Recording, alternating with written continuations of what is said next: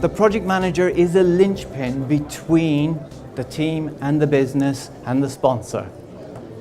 And personally, when I started out as project management, I quickly came to the conclusion that you have to adopt the principle that you own everything and responsible for doing everything until you found the right person to be able to delegate it to.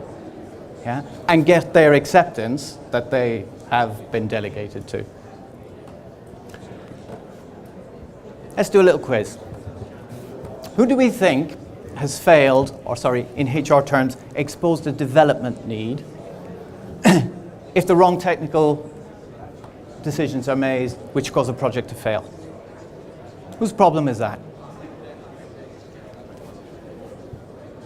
Solution architect. I'm not a designer. I wouldn't know what the technical decisions are. What about if the resources got taken away in the middle of a project? Well, clearly that's the resource manager. Key supplier goes bust.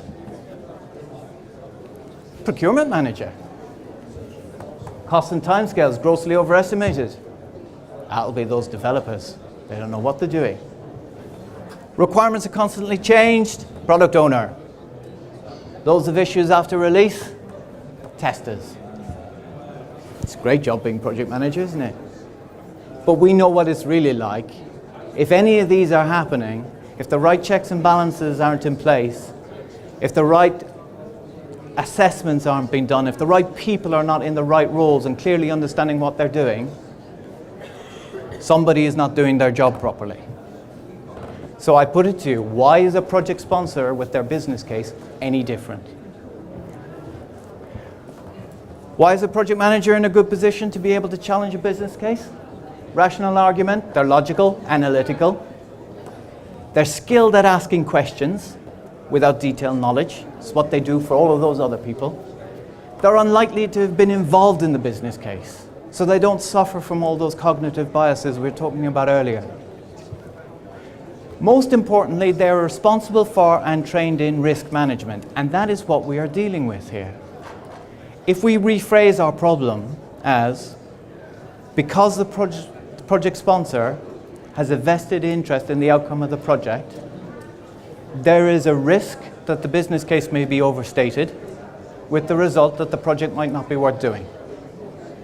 This is now a question of what are the processes and actions to put in place, Mr. Project Manager, to manage this risk. There's also an emotional argument, though.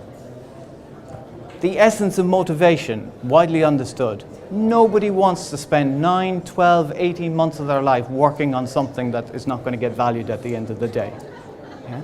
So you want to know that this thing you're doing is going to succeed. The other one is a bit more cynical. As the slide earlier probably indicated, at the best, if a project is a failure, the project manager is going to get tarnished with the blame. At worst, they probably have to carry the whole can. So you need to be out there protecting your own skin.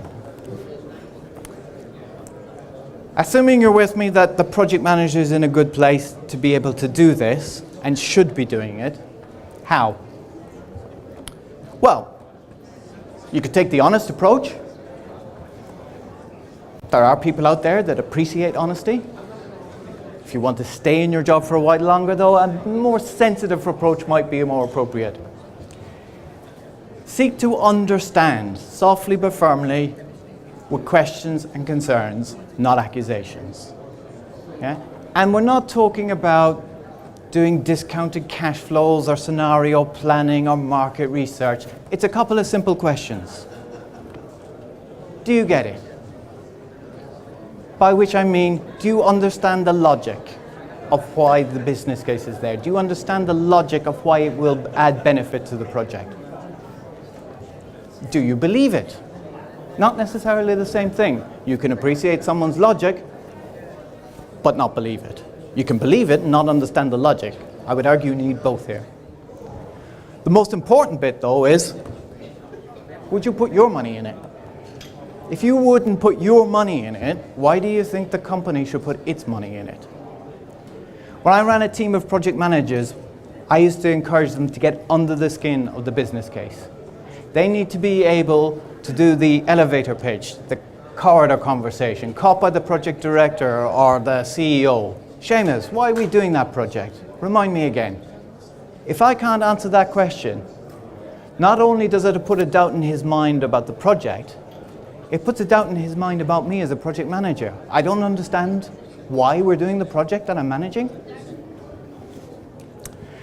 But I also need to be able to explain it to the team. Back to my motivation thing. Nobody wants to be working on something they don't see the value in.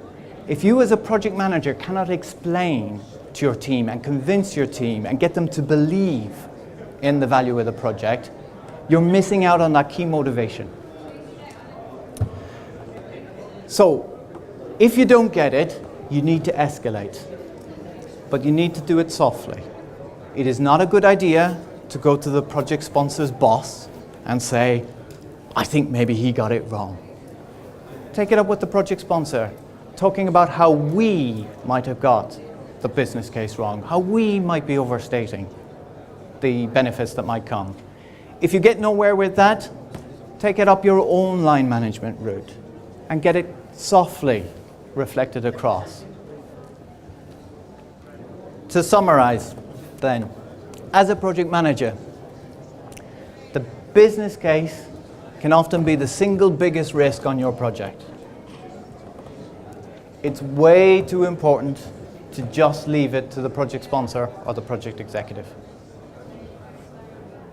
The project manager needs to understand, believe in, and be able to defend the business case. And if they can't, they need to escalate that risk. And if they escalate that risk, and you want to stay a project manager, you need to do so in a sensitive manner.